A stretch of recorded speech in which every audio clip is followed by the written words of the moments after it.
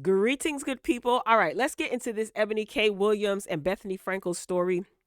If you're unaware, Vanity Fair, they released an expose, all right? And it's pretty much exposing all things toxic as it pertains to Bravo, NBC Universal, production for the Real Housewives franchises, etc. Andy Cohen.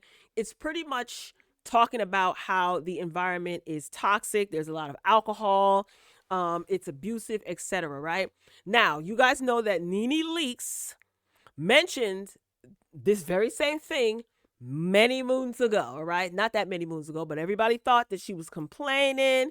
They didn't believe her, blah, blah, blah. So now Bethenny Frankel had the same complaints, and she has now become all of a sudden the face of, trying to band these women together to get justice against Bravo. Now, Bethenny Frankel has made it very clear that she is not suing Bravo or its affiliates, right? She admits that she played a part in the toxicity. She doesn't understand why. She was desperate for money, etc. Right? She made out good, right? She has her Skinny Girl brand. She sold it for like 100 million. She got her podcast, so she seems to be all right. Now, what she is doing is gathering some 70 plus former castmates from Bravo to kind of lead this charge against the network. All right. Now, Ebony K. Williams, who was the first Black woman casted on the New York franchise of the Housewives, she is a lawyer, very educated woman. Okay. She has her own podcast. She's done many things in entertainment as well as law. Right. So, Ebony, she has no interest in joining Bethenny Frankel's, war against Bravo. Now, Ebony K. Williams was also interviewed for the Vanity Fair expose, right? And she expressed her dissatisfaction with the network. Okay, you guys know that Ramona is facing a lot of backlash, rightfully so, because of her use of certain inappropriate words, right? Now, Ebony K. Williams, she bluntly, she is say it like she mean it, straight up and down. She bluntly told Vanity Fair in the expose, F Bethenny Frankel, pretty much. And what she meant by that was, she says, "You think I'm going to let some white girl speak for me with my experience with a multi-billion-dollar corporation?" So again, Bethenny Frankel, she retained legal advice, attorneys, lawyers, and she accused Bravo and NBC Universal of making deliberate attempts to manufacture, mental instability, okay, by feeding the castmates with a whole bunch of alcohol, depriving them of food and sleep, constantly filming. One housewife who was, I think she anonymous. She wanted to be anonymous. She pretty much kind of like used the bathroom on herself. She was throwing up because she was drinking so much. McSweeney talked about how she underwent mental trauma, had to be hospitalized. She was dealing with a lot in her personal life. Her grandmother passed away, and it was just a lot. And the network pretended like they cared, but they really didn't. And some of the castmates didn't make it any better. People who were struggling with sobriety were encouraged to drink. So it was just anything for the anything to get footage to air on the network. And Andy was very well aware of all things happening at all times. There's something called hot sheets, I think it's called, where production pretty much makes notes of things that they may not keep in on film or air. So Andy is very well aware of all things that's going on. And Vanity Fair also reached out to Andy Cohen to address certain rumors. And of course, he ducked and dodged, and he didn't, return any of their phone calls. Okay. Racial discrimination, people inappropriately touching people. There was a situation with Caroline Manzo, and Brandy Glanville. People talked about what they witnessed. It's a mess. It's a hot mess. So like I said, Vanity Fair did the expose. It is worth the read. It is long, but it's worth the read. And I want to point out that Nene was not mentioned in the article whatsoever. Now, we don't know if Nene intentionally sat this one out and didn't want to be interviewed. I think people are pretty privy to her complaints because she made them very public, right? And Vanity Fair did not specify that Nene did or did not want to be a part of it. When I say that her name was not mentioned at all, not at all. She wasn't referred to, nothing. Wasn't mentioned at all, okay? So listen, so Bethenny Frankel is trying to recruit as many people as possible, to kind of get justice for these women. But Ebony K. Williams is not having it. Her whole thing is, look, you can do whatever you want to do. I know my experiences. Pretty much Ebony K. Williams feels that she's more than capable and, intelligent of fighting her own fight. Now, Bethenny Frankel attempted to reach out to Ebony, okay? And she kind of wanted to clear the air. What I gathered from it is, this is Radar Online reporting it, is that Bethenny wants Ebony to come onto her podcast to kind of air things out. And Bethenny feels that, they're stronger together than apart. Well, Bethenny was left on red. Okay, so I'm pretty sure Ebony hears everything that's going on, all things that are circulating on social media. And like I said, I think that she is more than capable of fighting for herself. So this Radar Online article reads, Bethenny Frankel reached out to Ebony K. Williams before expose diss wants to clear the air. All right. So the article goes, Bethenny is open to talking to Ebony K. Williams, with a source telling RadarOnline.com that the skinny girl mogul reached out to Williams before she declared F Bethenny Frankel, but was allegedly left on red. Williams' comments about Frankel were laid bare in the bombshell expose posted by Vanity Fair on Monday, which detailed accusations about the pair's former employers, NBCUniversal, Bravo, and others, allegedly turning blind eyes to disturbing cast behavior and production oversight. Isn't that what Nene said? Didn't she say that Kim made her feel uncomfortable because some of the things that she said? The article continues. The report dropped amid Bravo's looming reckoning with Frankel, which Frankel has become the face of. Ain't that something? The Real Housewives of New York alum called for a union among Bravo celebrities, and reality TV stars are backing her up, except Williams. And I already told you what she said. She doesn't want a white woman speaking for her. Despite the diss, a source told RadarOnline.com, Bethenny respects Ebony using her voice and honors the fact that a white woman cannot speak to a black woman's experience in entertainment or anywhere.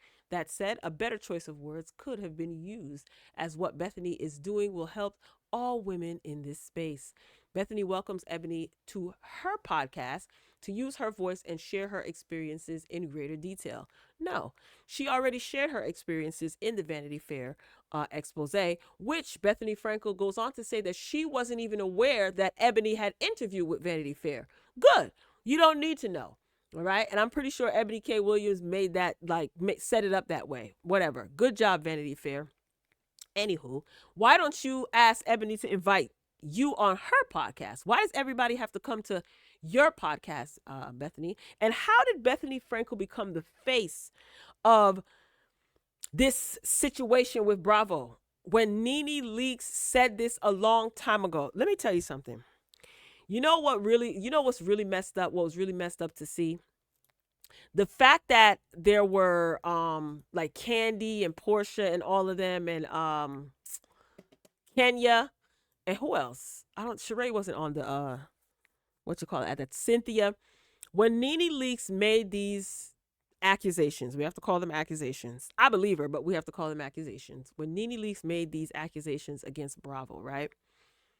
She was really left alone. And as much as those women didn't like Nene, quote unquote, I feel like they should have all stood 10 toes down with her. Because now it seems like a lot of them, little by little, are starting to kind of say some of the same things that Nene has said in the past.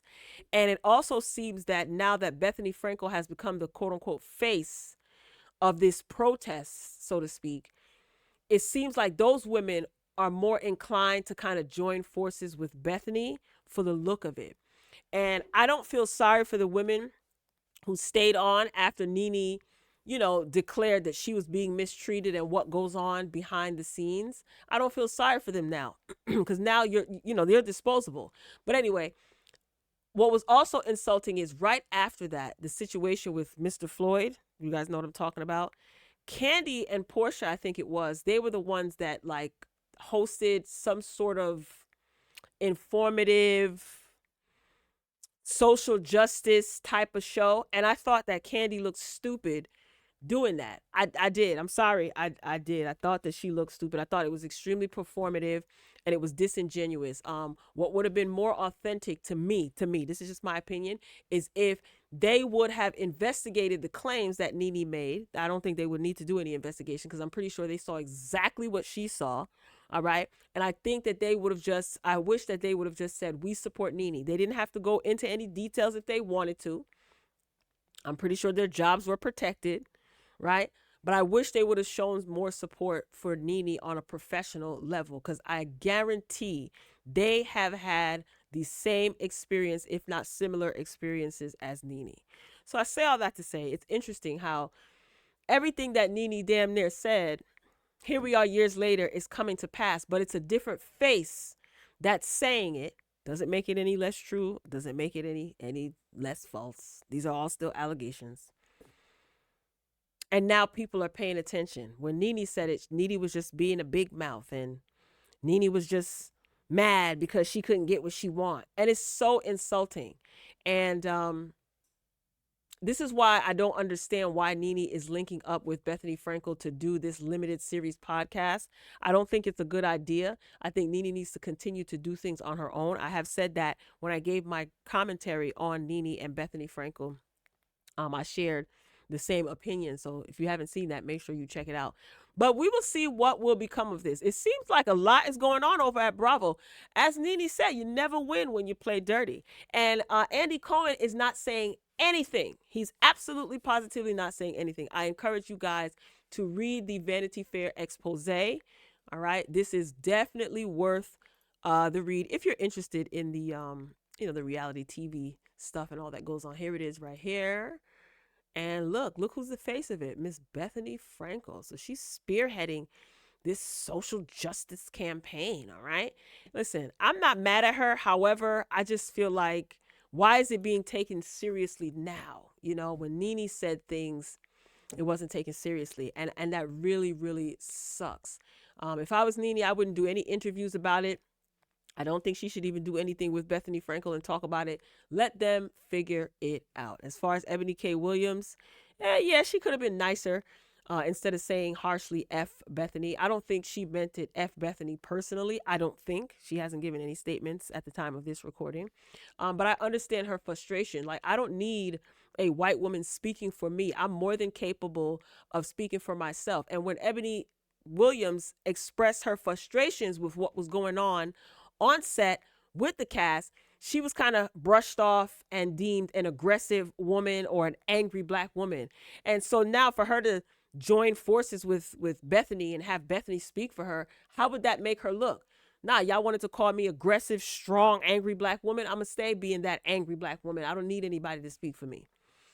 Let me get off of here because I'm getting annoyed. We'll see how this all turns out. This is very interesting. And I believe every last drip drop of it.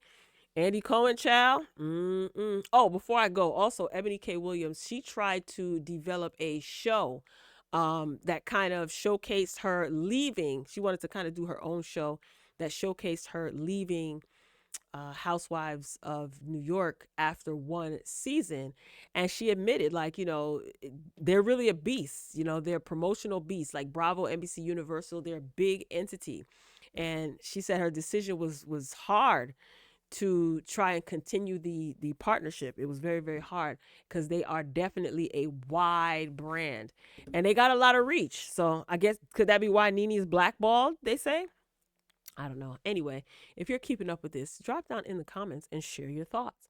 Thanks for watching, and I'll talk to you later.